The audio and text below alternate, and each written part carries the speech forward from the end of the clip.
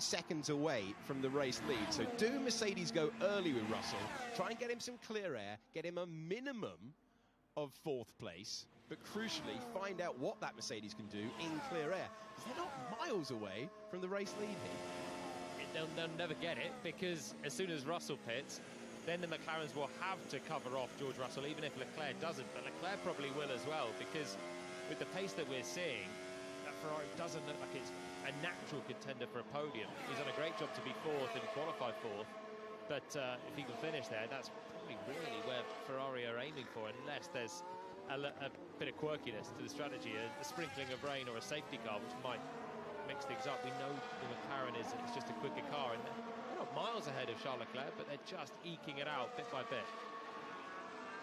Ferrari and the Mercedes close enough to affect the strategic plans of the McLarens. Crucially, they have 2 cars at the front of the field. Lando Norris, the championship leader. Oscar Piastri 4th in the standings, 10 points behind his teammate coming into this. We've had 2 Grand Prix and a sprint race, and ending his soft tyre stint is Jack Doohan, who comes in to get a set of the hards and return to the fast lane. Good stop for Alpine, 2.5 seconds. So that's the 2 soft shod starters that have pitted, and there's your other one, Lance Stroll, with his big undercut attempt. Huge move for P19, and he's not going to pull it off. So they stay at the back of the field, and now they'll hopefully try and go to the end of the race, but a bit like Stroll, you never know, and they'll be hoping for some level of intervention later on. So that's them covered off. At the front of the field, none of them could pit at the sharp end yet, because it's 23 seconds for a pit stop, and the field is still really bunched. Then if you look through the timing tower on the left, there's no big gaps at all. So if Verstappen pits, he's going to end up with Gasly and his teammate here, the battle that we're actually looking at, and that is right in the pit window. So same for Russell. If he pits now to try and put pressure on those ahead, he's just not going to drop into clear air. They have to wait for these runners outside of the top 10 to start to pit, so that when the front runners pit, they can use the new tyre grip. This is Carlos Sainz. He's heading to the triangle chicane at the end of the lap, and he's doing what Kimi Antonelli did earlier in the race. Goes straight on. You're allowed to do that. If you do that multiple times, you get a warning. After the warning, you get a penalty, but that's not a problem at the moment for the man who had a nice pass earlier on and now has found himself in P15, out of the points for a while. It is worth saying, with the disqualifications for Lewis Hamilton, Charles Leclerc and Pierre Gasly in the last Grand Prix, Carlos Sainz has scored his first points with Williams, just 1 point for 10th place in the last race. It was a really sloppy one for Sainz and Williams yesterday. Actually qualified 12th, took a 3-place grid penalty for a completely unnecessary block of Lewis Hamilton in Q1. Hamilton just trying to get one more flying lap in at the end, and Sainz just seemed blissfully unaware. Just blocked him straight up. 3-place grid penalty. It's a slam dunk. Be the easiest decision the stewards have to make this season. And it just drops you straight away from being on the outside reaches of the top 10, like Gasly is now, Fernando Alonso, that battle early on, to suddenly being mired down in 15th behind Lawson, who hasn't got pace at the moment and is dropping a long way behind Yuki Tsunoda. Your whole outlook for the race changes for such a silly qualifying lack of concentration. Yeah, the stewards deemed that Williams had more than enough time to get their driver out of the way of Hamilton. Williams caught out by the fact that even though Ferrari was safe in that qualifying session, they'd gone for a push lap at the end. So that's how that all unfolded. The journalists explained the impact on Sainz's Grand Prix. Here's another one hoping for the rain shower and hoping for something to shake up the order. Left-hand side of your screen, you're looking at Lando Norris in the first part of this magnificent racetrack. He's got the gap down to 1.6 seconds. If it finishes like this, the gap between Verstappen and Norris is a point. Lando, our main time loss to Verstappen is the hairpin, but you and Oscar are similar. And that is where Norris is coming up to right now on the left-hand side of your screen. Carries some speed in there. Attacks towards an apex, runs slightly wide of it, but gets the car straightened for the exit. You can tell he's starting to attack, and he's actually just done the fastest first sector of the Grand Prix on this lap. Lap 18, heading right towards the pit stop window for the medium starters. One-stop race looks pretty much nailed on unless there's any rain. And I'd like to box to overtake Verstappen. Box to overtake Verstappen, please confirm. And that's why he's pushing them. That is box to overtake. So this is a chance for McLaren to try and undercut Red Bull for the lead of the race. Let's see if it's a dummy call, because he's a fair way back. Feels bold at this stage. Inside the 2-second window, though, it's plausible. Let's see whether it's a bit of kidology. And he goes on again. Yeah, so it's a bluff from McLaren. I think they have one shot to try and create a bit of jeopardy for Red Bull out front. And if they shoot and miss, Verstappen could cover off Piastri easily. One car on one car. The difficult bit for Red Bull at the front is to try and cover two cars with one car. Lando, our main time loss to Verstappen is the hairpin, but you and Oscar are similar.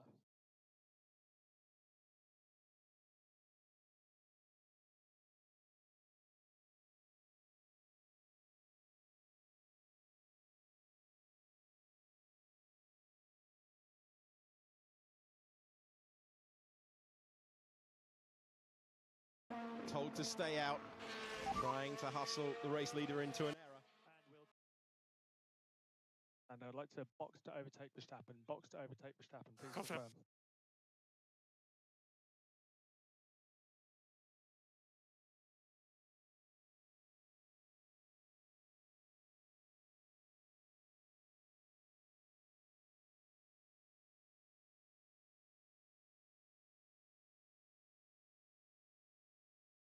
Cars. Yeah, and Ollie Behrman is doing a nice job. 10th position in a Haas.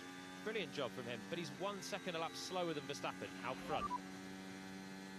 Lando, mate, this pace is really strong. Keep it up.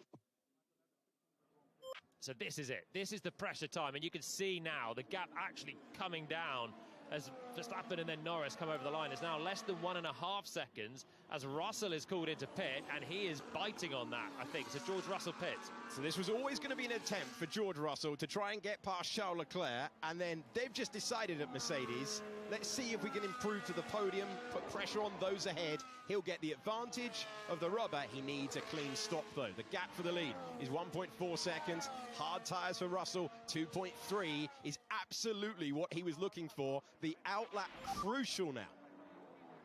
You want me to push him up? Yeah, we can push now, Max.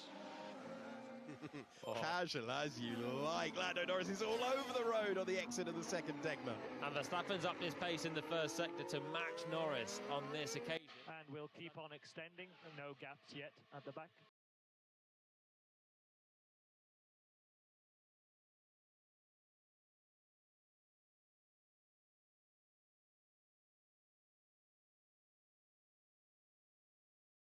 It's a punchy call from Mercedes. They're behind a Red Bull. Yuki Tsunoda in practice earlier on this weekend. Not too bad in terms of pace at all, given the struggles that Red Bull have had with that second driver. I tell you what, Russell behind the race. Lando, mate, this pace is really strong. Keep it up.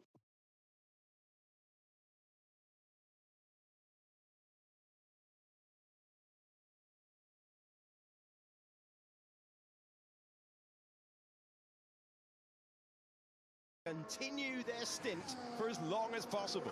Interesting call. Interesting call for McLaren to pit Piastri. Norris was the man with an undercut chance on Verstappen. Is this simply to cover off Russell? You want me to push him up? Yeah, we can push now, Max.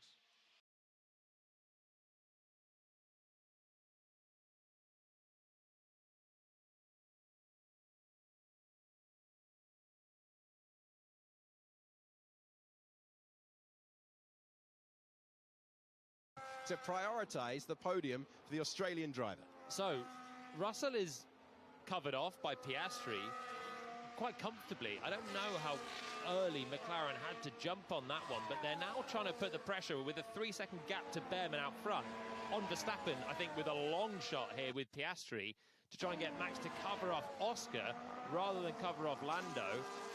Interesting play here from McLaren. Russell's in the traffic now behind Tsunoda, and he's not cleared Yuki into the first corner, so he's going to have to sit probably behind him for the lap unless he wants to get brave somewhere, and he'll lose that advantage. He's actually nailed his outlap, but this is the problem, pitting into traffic. Fastest first sector of the entire Grand Prix so far for Lando Norris, matched with Max Verstappen through the second sector of the racetrack. You can see the gap to the leader for Oscar Piastri is 26 seconds. They both pit. The leaders both pit on this lap. So they have to cover it off. So they don't go for the offset. In comes Max Verstappen, in comes Lando Norris, over to the teams to get it right as George Russell's trying to get past Yuki Tsunoda into the 130R. We're looking at the pit stop for the top two in the Grand Prix. I can't understand what McLaren are trying to do. It's close. It's close on the exit. Go to the first turn.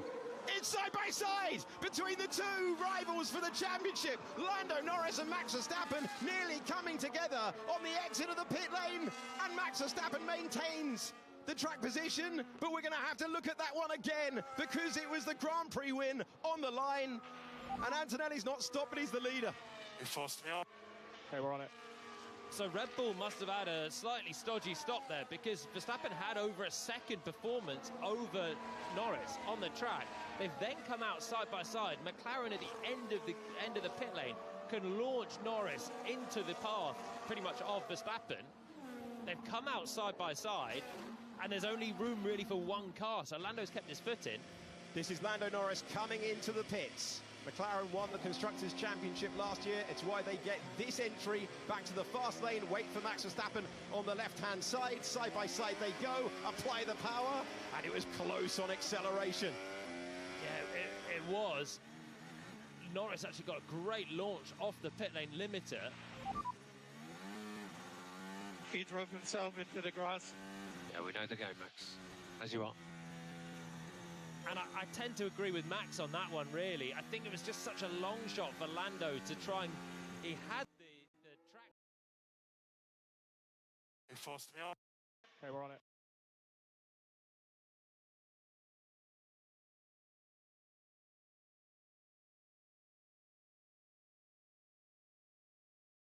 Verstappen, I don't think there'll be anything in that. Huge moment.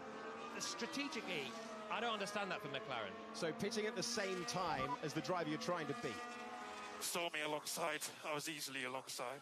We're on it. Your gut, I think, is that that's not going to be a penalty. I don't think it is. I don't think the space was ever going to be there for Norris to try and release and pass for the race lead. A driver that's as tough as Max, with the space naturally running out there on the outside. I think it was a bit desperation. Understandable. A chance for Lando. You're going to try and give it everything. But I don't think there's going to be much in that. Also, he pressed the pit limiter off too early. There's no way that was legal. He drove himself into the grass. Yeah, we know the game, Max. As you are.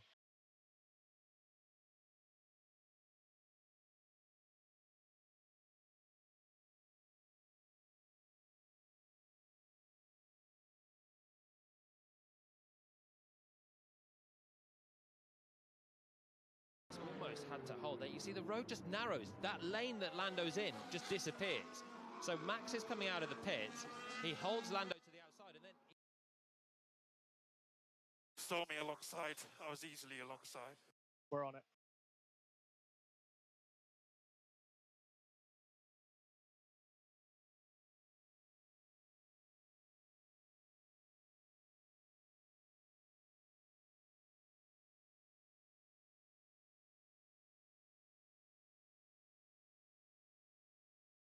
Of running long, and he's leading a Grand Prix at just 18 years of age.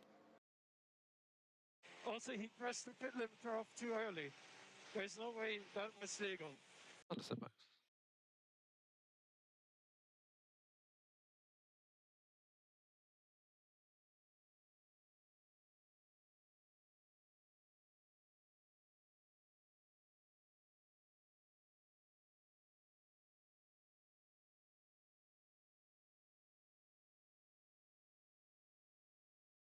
There, but it was a marginal call for Verstappen to be released as Leclerc was coming in. That bit was critical. Max has obviously got his wits about him to know how much quicker Lando was as well at releasing that pit limiter. It looked okay, but it's quite rare that Max wouldn't be absolutely on it. He was changing a switch dial as he was coming out of the pits. I wonder if that cost him a little bit of reaction time. And then it was very, very tight.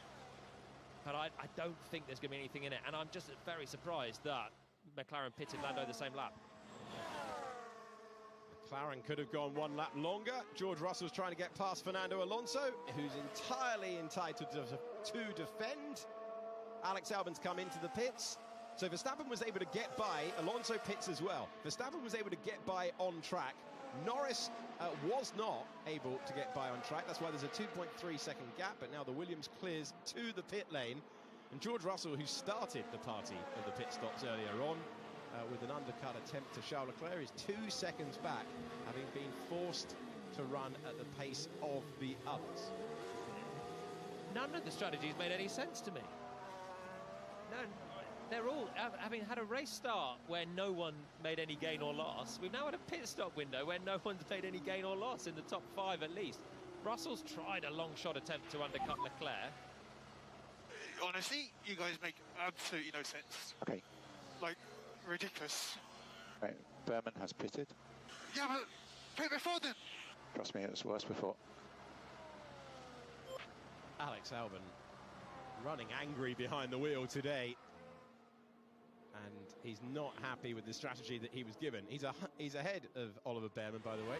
So he's found himself covering off a threat for 9th position, trying to get past the Racing Bulls. We're saying that Yuki Tsunoda cleared Pierre Gasly. He was racing him. Top 3 is Antonelli, Hamilton and Hadjar. They've yet to pit. There's not going to be a battle between the 2 Red Bull-owned teams for 0.7 of a second. And the big one, the pit incident. The pit incident involving Cars 1, Max Verstappen, and Car 4, Lando Norris, has been noted and dismissed. Reviewed, no further investigation, straight fight to win this Grand Prix. Yeah, and I think that's the right call. I think it was a valiant attempt from Norris, but it was never going to pay off with the McLaren just being released, not into the fast lane of the pits. So Red Bull have covered off the strategy. That's where McLaren have shot twice and missed twice at trying to get this lead. Obviously, they haven't had a massive pace advantage, but Norris was getting closer and closer and closer towards the pit stops for the top 2. They've pitted Piastri randomly out of the way earlier on, and then you've got 2 chances to try and manoeuvre Red Bull to cover off one of your cars, and they've just had to cover off both with one. Honestly, you guys make absolutely no sense. Okay. Like, ridiculous. Right, Berman has pitted. Yeah, but pit before then. Trust me, it was worse before.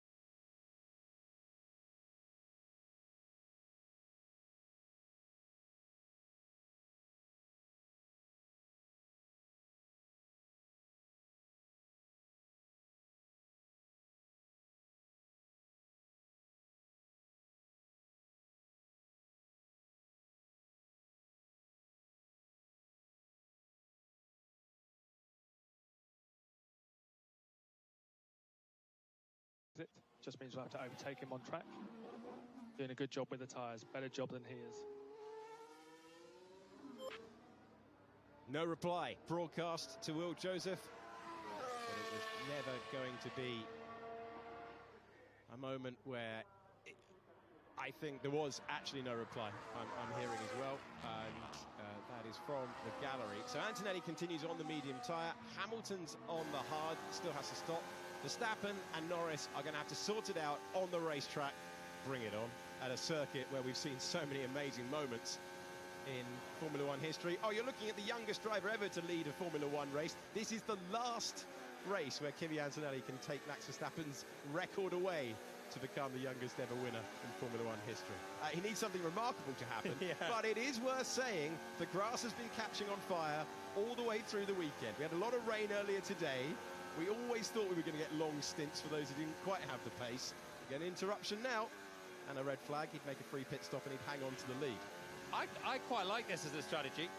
We were talking about it yesterday, the chance of a red flag given all the grass fires that we've seen, and it's already a difficult circuit with grass and gravel on the edge, and with drivers fighting as they are in the corner, with Alex Albon having a look at the back of Gabriel Bortoleto. Okay, Lando, they said no further action on the pit exit. Just means we'll have to overtake him on track. Doing a good job with the tyres, better job than he is.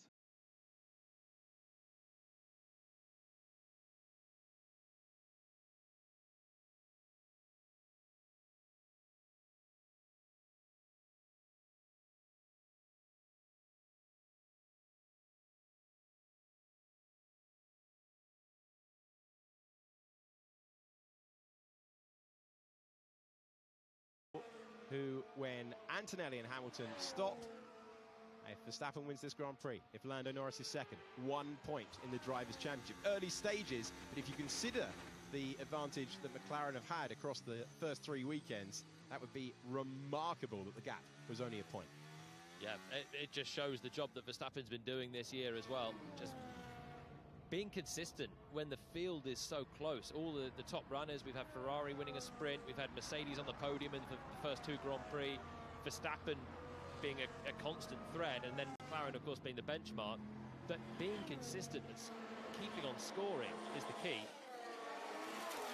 I mean, it's pretty clear that it was just going to run out of road there for Norris. And Verstappen, look, he could have been really kind, he could have made it easy, but he's fighting for a race lead. He doesn't have to. Interesting passage of the race coming your way in a few moments. Verstappen's catching Lewis Hamilton. You need a big offset in terms of a pace advantage around here in order to overtake, with just the 1 DRS zone down to the first turn. This is on board with Alex Albon sweeping around the outside of Esteban Ocon, yet to stop, up to P11. His real task, though, 3.1 seconds down the road. Can he use all of his experience with the hard Pirelli tyre to close down the gap to Isaac Hadjar? Yeah, that's the battle that he's been in since the start of the race. I think the frustration for Albon was that they probably needlessly covered off Behrman, who was 4 seconds back, and didn't put any pressure on Hadjar ahead. Looked like a nice move on board. It was a nice move off board as well. Ocon defending the inside, but more grip, fresher tyres for Albon, and swept round. It's a nice pass. Feel like a bit of a legend when you pull off that one around the outside. It's a gutsy move around the outside of a fast corner. Continuing on out front, you've got Sainz ahead of Hadjar, Albon closing in, so Sainz can be very useful for his teammate here.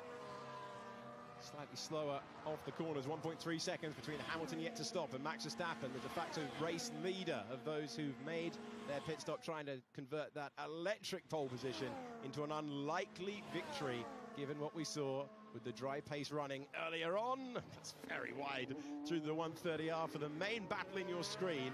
The Blue Williams up against the White Racing Bull, and Sainz will just be trying to bring Albon into play. He's trying to break the toe. You can't make too many moves without race control getting awfully grumpy at you, and there is the move round the outside, and he plays no more games. Couldn't fight it anymore without being unfair. Up to 9th place for Isaac Hadjar. Crucial move with Albon closing in. Yeah, Sainz doing as much as he could to try and dissuade Hadjar from going around the outside there. On the limit, probably, of moving on the straight, but just about gave Hadjar enough space to then go around the outside, stick to his line, and take the place. This looked hairy as we picked it up on the outside. Fast corner, 130R.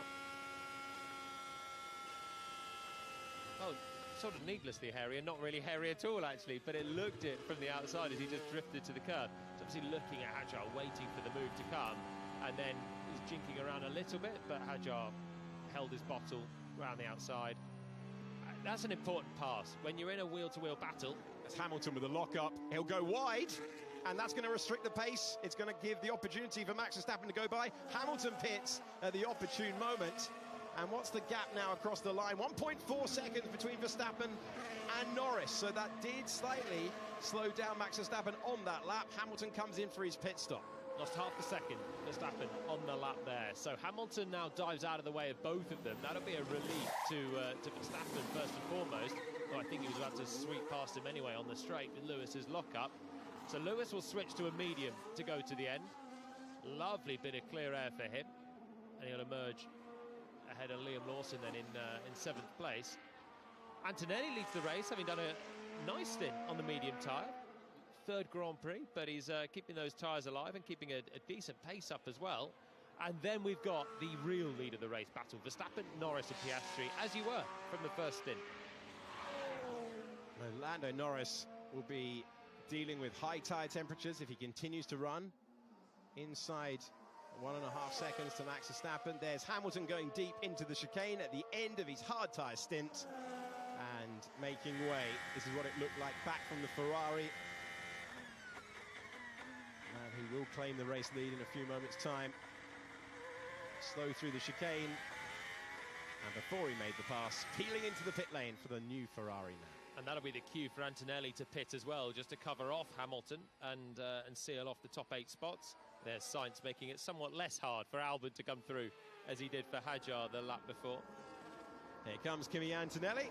He comes into the pits, the youngest ever driver to lead a Formula One Grand Prix in championship history.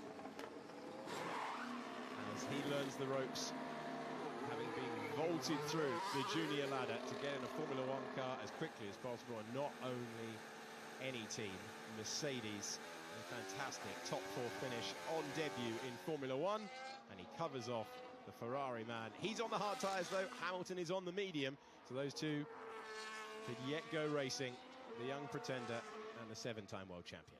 So the top 6, as you were, on the grid now. Antonelli with the freshest tyres of the bunch. Hamilton started 8th and has jumped Hadjar with that early move. Got himself into 7th. Hadjar stays 8th. Lawson will need to pit. He's doing a really long and not particularly competitive first stint here, Lawson, and he'll drop way down to the back of the field when he does pit, which will put Albon to 9th, where he was. Then Sainz and Ocon will pit, which will put Behrman to 10th, and that top 10 that didn't shuffle around on the first lap are pretty much going to be there again after this first round of pit stops as well. No one's done anything massively creative at the strategy. I mean, a one stop, naturally, it sort of hampers the magic that you can work on the pit wall. But I'm still surprised that, I mean, Antonelli, Mercedes tried, they did the sensible thing. Hamilton too. Please swap out of turn 14, 22 laps to go. From your next lap, anything pass. This is Albon looking at the back of Lawson on that ailing medium tyre, struggling to rotate the car. And Albon will now try and dispatch of Liam Lawson as quickly as possible on this chance. So can Albon get past Lawson? The reverse of what we saw a few moments ago, where Hadjar saw Sainz trying to help out Albon, and now Lawson. That's a late braking move, and it will work for Alex Albon, who gets past Liam Lawson, sent it from a while back, and then gets up to 9th position, and now he is in a straight fight with the man that he's trying to deny 8th position to. So they both had to clear each other's teammates, and they've both done it at the first time of asking them. The tyre offset, new tyres for Hadjar and Albon, and they're able to pick their way through the old mediums of Lawson and Sainz. That's a pretty bleak outlook, isn't it, for those two, Lawson and Sainz? Okay, so we're going to swap places with Jack into turn 1 this time, please. So we'll swap places with Jack into turn 1. Alpine have infuriated Pierre Gasly with that in the past, but he is the lead car in 15th on the hard tyre. Jack Doohan in 16th, running his first Grand Prix around this venue in Formula One. He's raced here before in a Formula 3. Please swap out of turn 14, 22 laps to go. From your next lap, anything pass.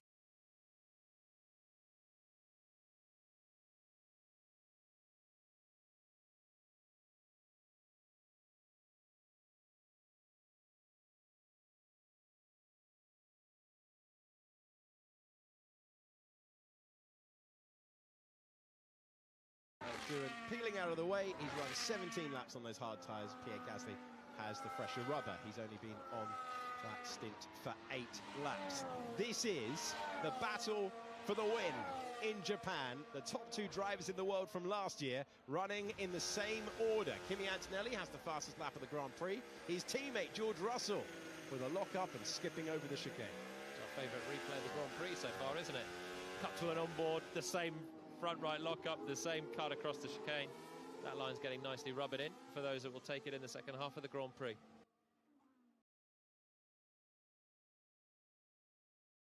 Okay, Pierce, so we're going to swap places with Jack into turn 1 this time, please. So we'll swap places with Jack into turn 1.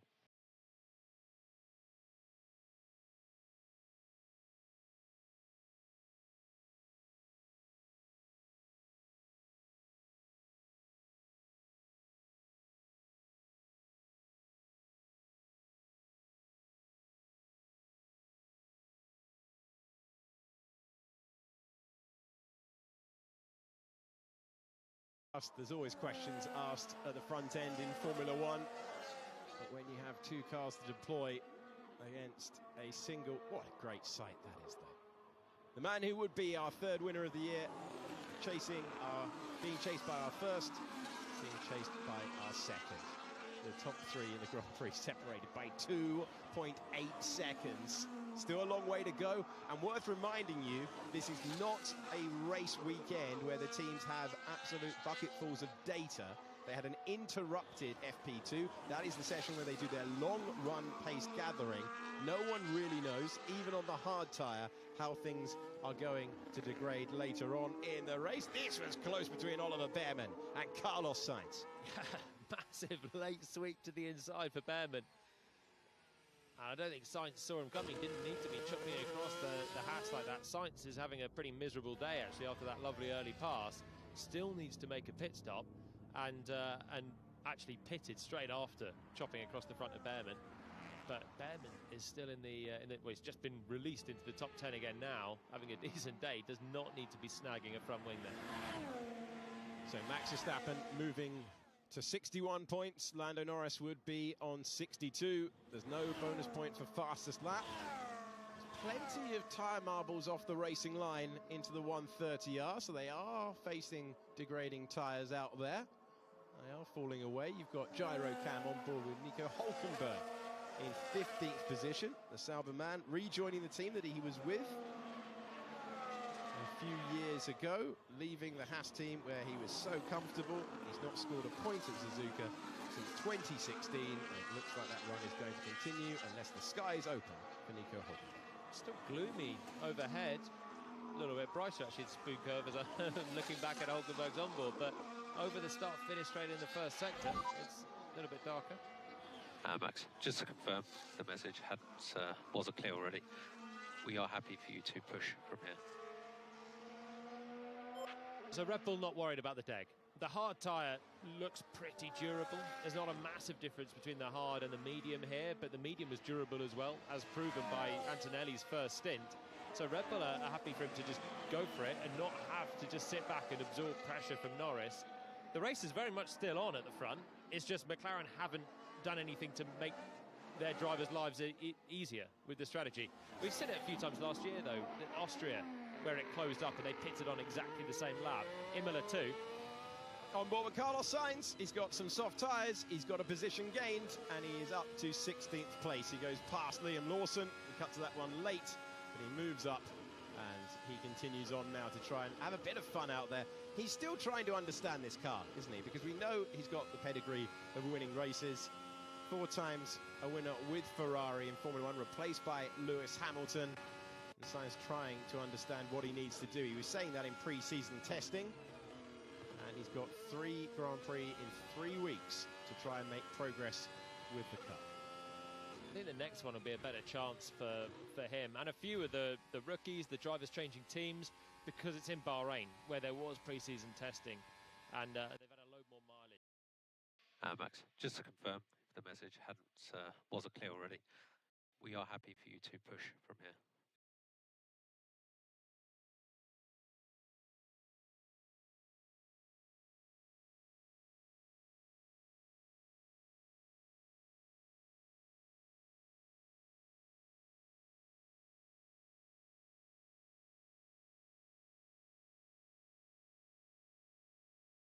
Turn 8, 9, and 13, 14. Okay, but how much? Yeah, You know. tell you.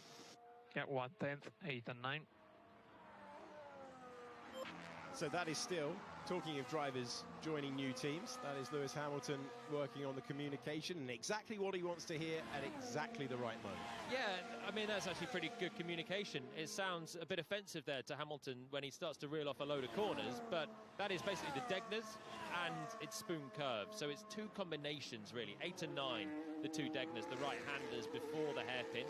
13 and 14, the 2 left-handers after it. So it's 2 sequences, and he's only losing a little bit there, but they're just getting that communication channel a bit clearer there. Lewis Hamilton and Ricky on the radio. Last time around, 1:31.739 for Max Verstappen.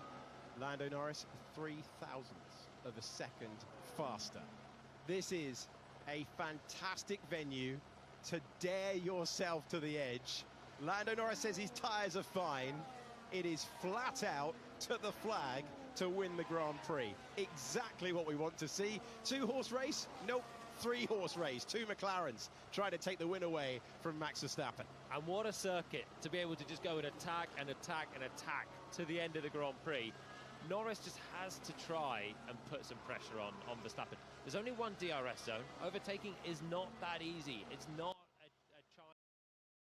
I'd really like some info where I'm slow, mate. Turn 8-9 and 13-14. Okay, but how much? Yeah, You know. tell you. Yeah, 1/10, 8 and 9.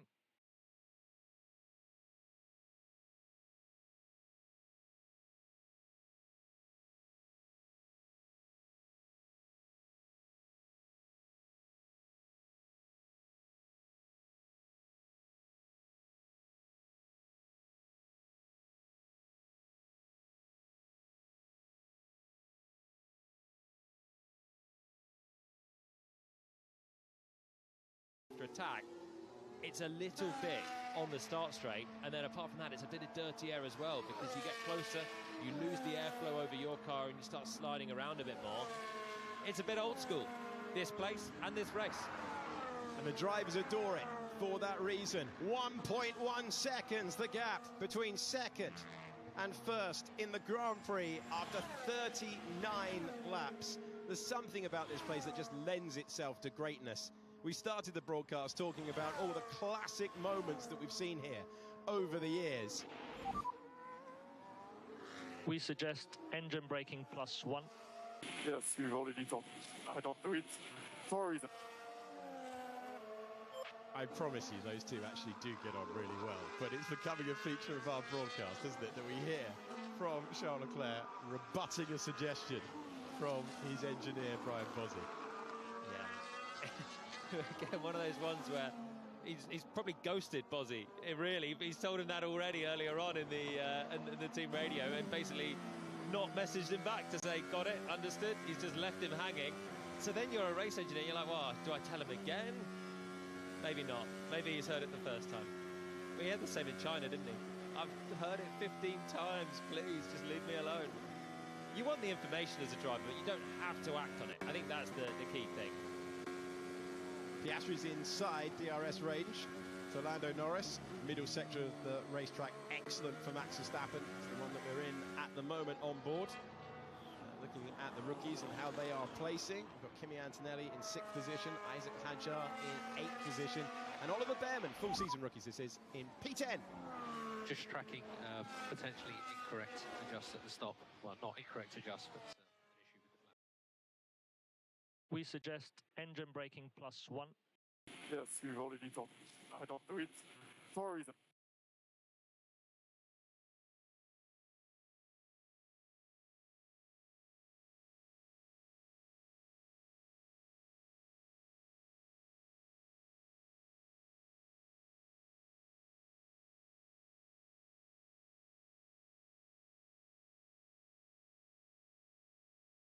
Otherwise you'll end up with quite a pointy front-ended car. As you go to a harder compound, you want to take out that front end so the car keeps stability and a neutral balance. And Red Bull, obviously in one way or another, not quite happy that that was done perfectly at the stop or something that has happened thereafter. But Verstappen seems okay, doesn't he? It's just holding on there, 1.5 ahead of Norris. And Piastri looks the more menacing of the McLarens at the moment. Got into DRS, gets the benefits that gives him. Just tracking potentially incorrect adjust at the stop. Well, not incorrect adjust, but an issue with the flap.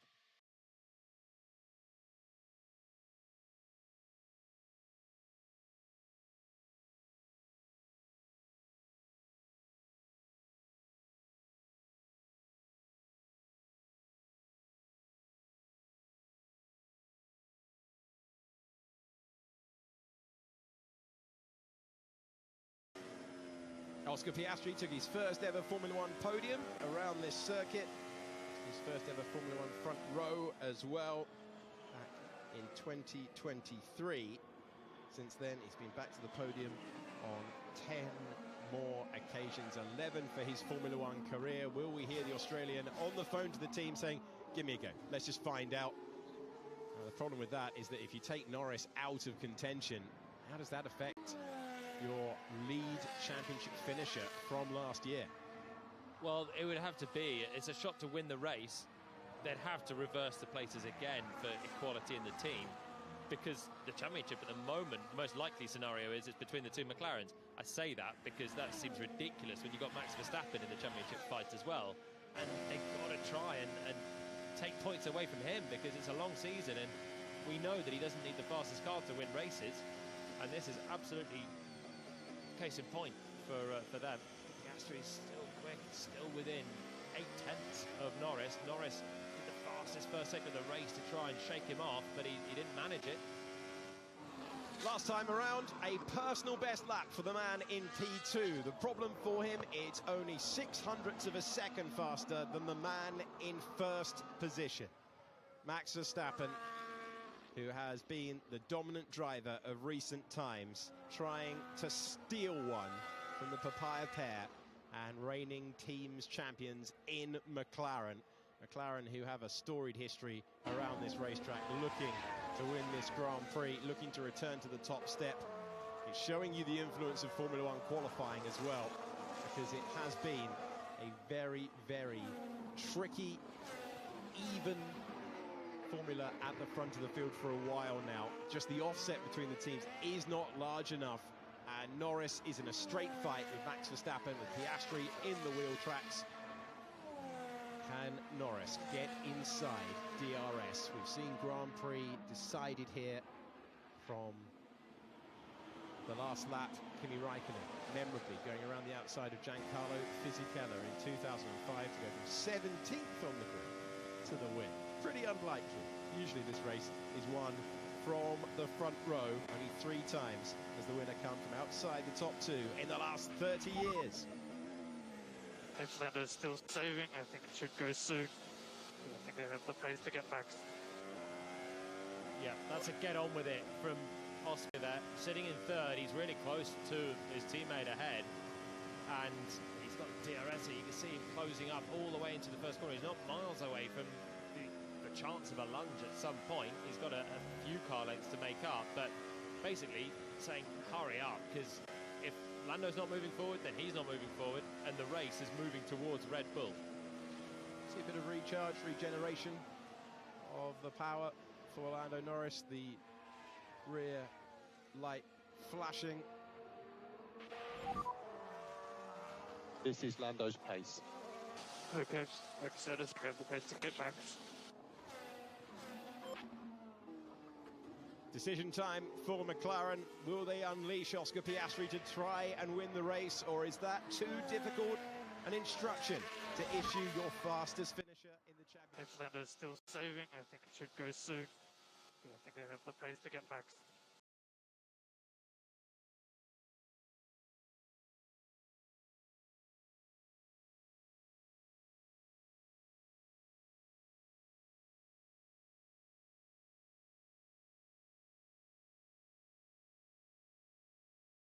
Same lap, Lando's 1.5 seconds away, and you can see how close that Oscar's able to close in their line astern.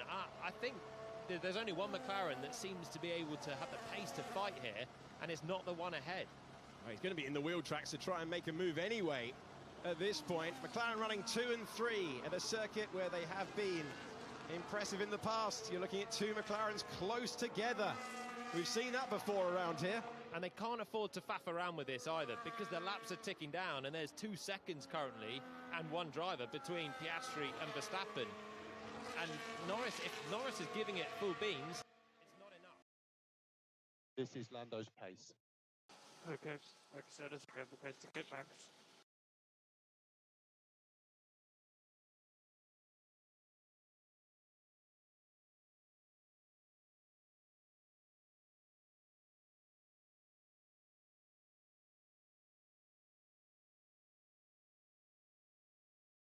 Inside the DRS zone for a number of laps as well.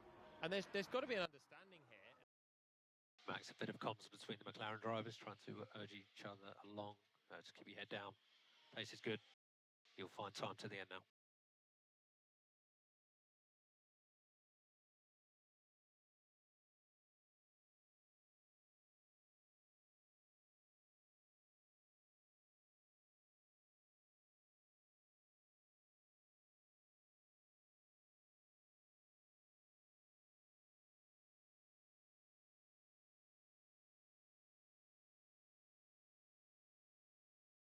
To deal with that in first and third, and finish second and third, and let Red Bull walk away with the trophy. Tough sell, and that's why Norris won't want to give this up. You're completely right, but it goes around both ways, and there'll be another race this year where Norris has the chance to win, and Piastri will maybe get out of the way for him. As I'm talking, Lando's just able to close that gap again. He's getting close to that 1 second, so he's giving it everything, partly to put pressure on Max and partly to quell the pressure from behind. Fascinating Grand Prix that I have to say resembles a heavyweight boxing fight right now.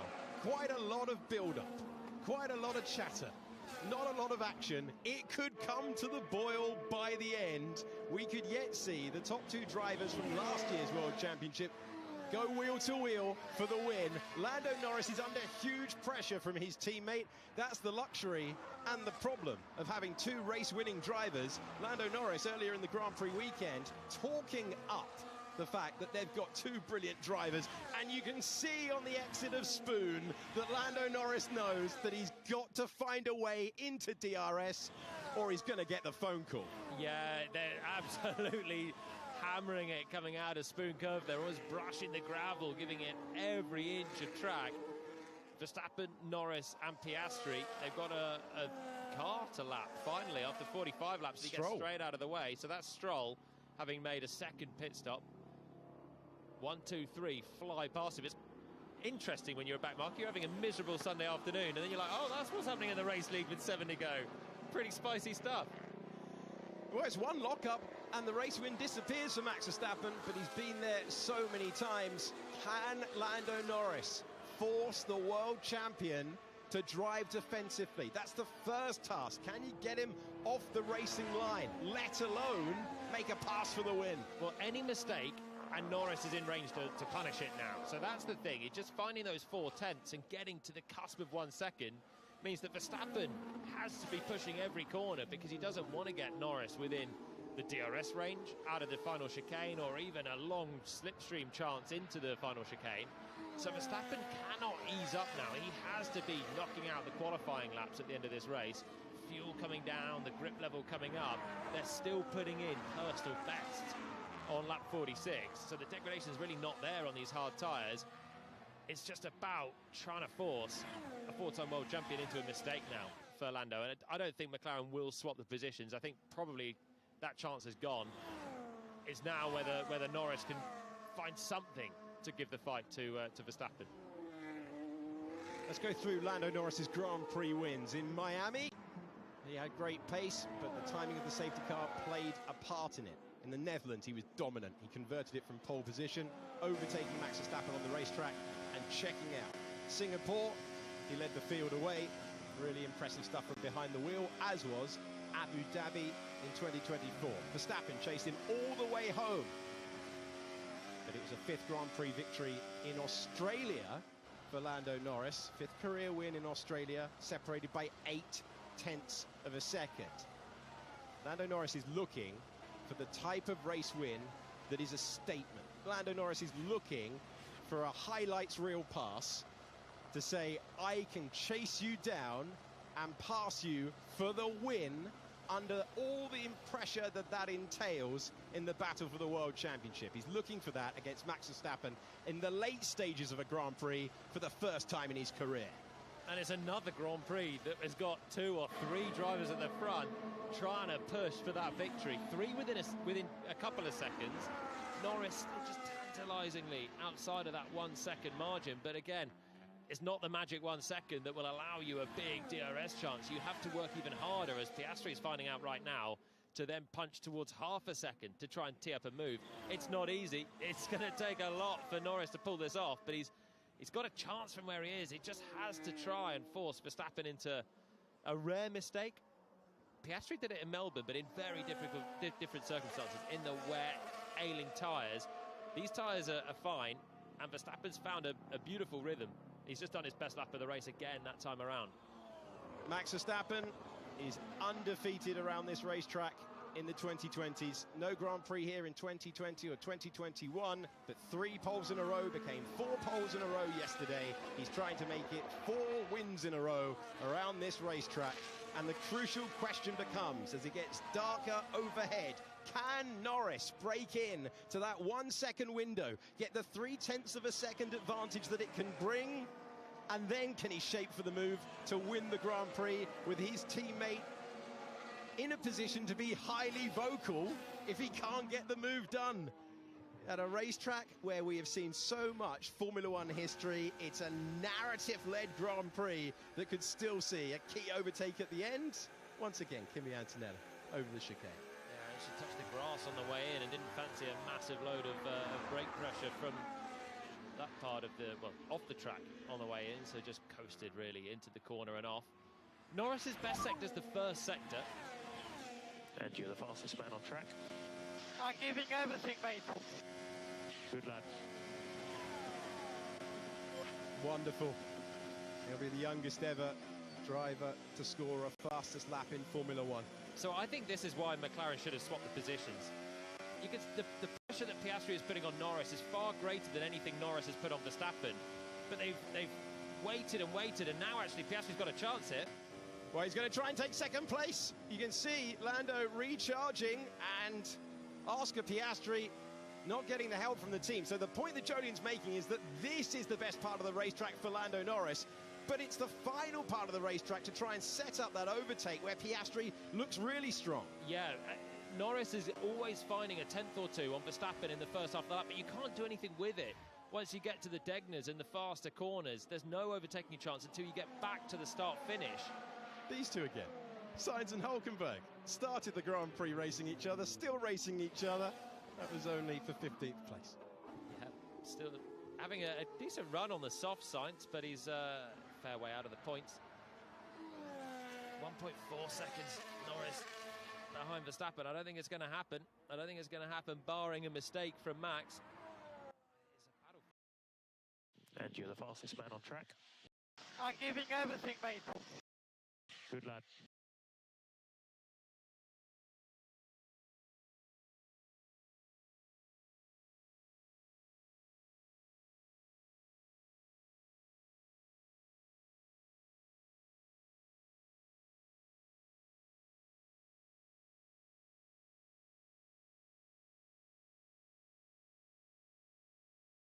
Not giving themselves chances. I think the strategy is a question mark. Personally, I don't understand the logic of what they did there, pitting the same lap as Max. You've got to try and create an offset somewhere. I remember the 2013 Grand Prix around here. I don't know if you remember it too well. I'm about to remember it. Romain Grosjean led for a long time in a Lotus. Yeah, made the podium. He made the podium, a lovely podium. But for a long time, he led the race, 2/3 of it. He had 2 Red Bulls behind, and he was 1 Lotus in front. Vettel and Webber were in the Red Bulls, and they were the fastest car on the weekend. And what they did is they pincered Grosjean and Lotus. I think Webber pitted early, Vettel went long, and you're stuck in the middle as the lead driver on your own. Which way do you cover? You have to put your line in the sand on one direction, cover off either the undercut or the overcut, and it was overwhelming. And Grosjean was done by both Red Bulls in the end. But McLaren haven't done that. They've not brought any level of strategic jeopardy when they have the fastest car, I think, and that's proven by the fact that the 2 of them are driving so close behind Max. And if they put the sectors together yesterday, they were going to win. Oh, Piastri is so close to the gravel, out of spoon curve again. I think, no mistake about it, Verstappen has driven superbly this weekend. A brilliant drive, but McLaren have not made him sweat as much as I think Red Bull might have made a lone McLaren sweat in this one, if Red Bull had 2 drivers that could fight for a win. Well, last year, McLaren were racing at circuits where, say Canada, they hadn't scored a point in 10 years. And the first season, when you find yourself back at the front, adjusting to life and the big strategy calls that get analysed all the way through, that's one thing. But when you come into your second season, when you're reigning Constructors champions, and you have two Grand Prix winning drivers, and they look like they can win at every type of circuit around the world, that's when the sort of questions that Jolyon is asking get on display. This is going to be an overtake for Carlos Sainz going past Jack Doohan. Sainz on that soft tyre. Not going to score any points, but he's had some overtaking fun. This was down to turn number 1. Williams past the Alpine. Another load of wafting on this straight for a Formula 1 car. This time it's Doohan looking in his mirrors and a little jink left and right, but nothing doing there as Sainz sweeping past.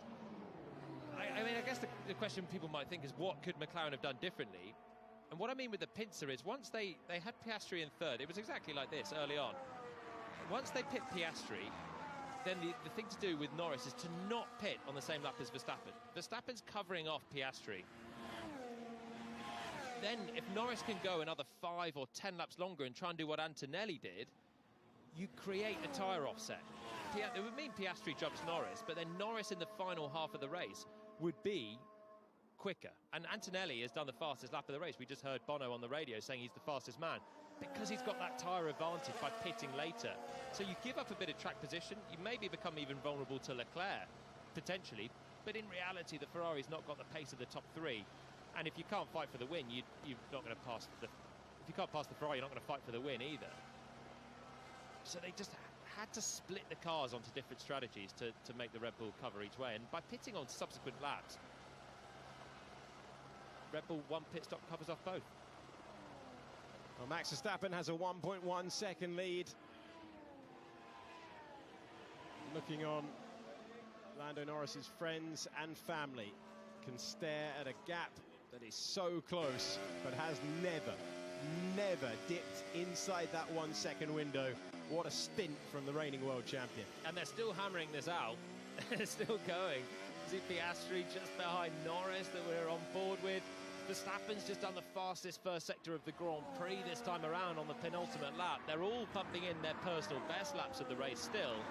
They're absolutely hammer and tongs at the moment. But no one's blinking. No one's making mistakes. The McLarens are so wide coming out of Spoon 2 there every time. I thought Norris was off into the gravel that time around. They are giving it everything.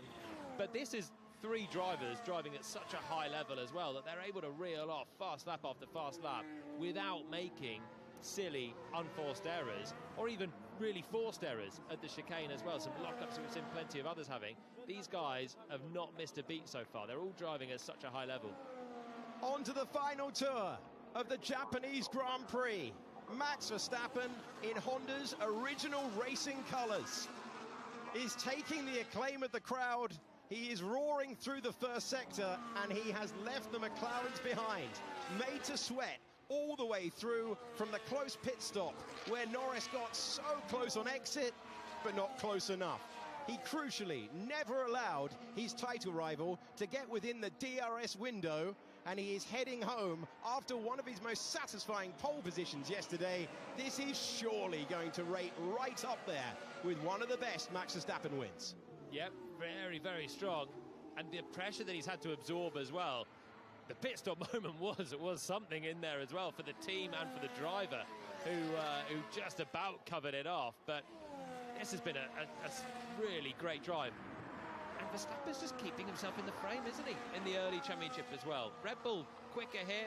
Max loves this circuit, and he's about to execute a really, really big win. It was an utterly sensational pole position to deny the McLarens yesterday. He'll be checking the left mirror and the right mirror. They're still there. He's still P1 after 53 laps. The first man to win 4 in a row around Suzuka circuit. Max Verstappen takes the checkered flag to win in Honda colours in Japan. Max Verstappen wins the Japanese Grand Prix to deny Lando Norris and Oscar Piastri, the contenders for the title, separated by 2.1 seconds across the line. Driving brilliance from Max Verstappen. We're racing further back as well. It's Verstappen, Norris, Piastri, then Leclerc, Russell and Antonelli. Hamilton has come home in 7th, And then it is Isaac Hadjar to score 8th position. And he finds himself across the line for his first points in Formula One. 9th place for Alex Albon and Oliver Behrman, after scoring 8th place last time out, will cut the beam to add a point to the tally. It's Alonso in 11th. Yuki Tsunoda's first Red Bull start finishes in 12th, and they're racing further back in the pack, close together. But the top 6 finished where they started, despite the best efforts of the McLarens. Crucially, Norris never able to get within the 1 second window and try and shape for the move. Across the line we go. We're doing Hulkenberg, Lawson, Ocon and Bortoletto completing our order for the Japanese Grand Prix. We've got 20 finishes, and they barely shuffled the positions at all from the start in the end. The top 3 separated by 2.1 seconds, kept us on the edge of our seats to the end. That's perfection. Just perfection, Max. Fantastic. Wow. Thank you, guys. Wow. Oh, mate, what an unbelievable weekend. What a great turnaround after the difficult start. You see, we never give up. We keep pushing together. Well done, everyone. Max, that was one of your finest weekends. That was a truly inspirational performance. So, as you say, never, ever give up. All to play for. Well done, mate. Exactly that. We keep pushing. Yeah, unbelievable. What a great weekend for us. 64 wins in Formula One. This one built on the foundations of a qualifying lap to remember. And here is Kimi Antonelli, able to push all the way through. And he finds himself picking up the rubber once again.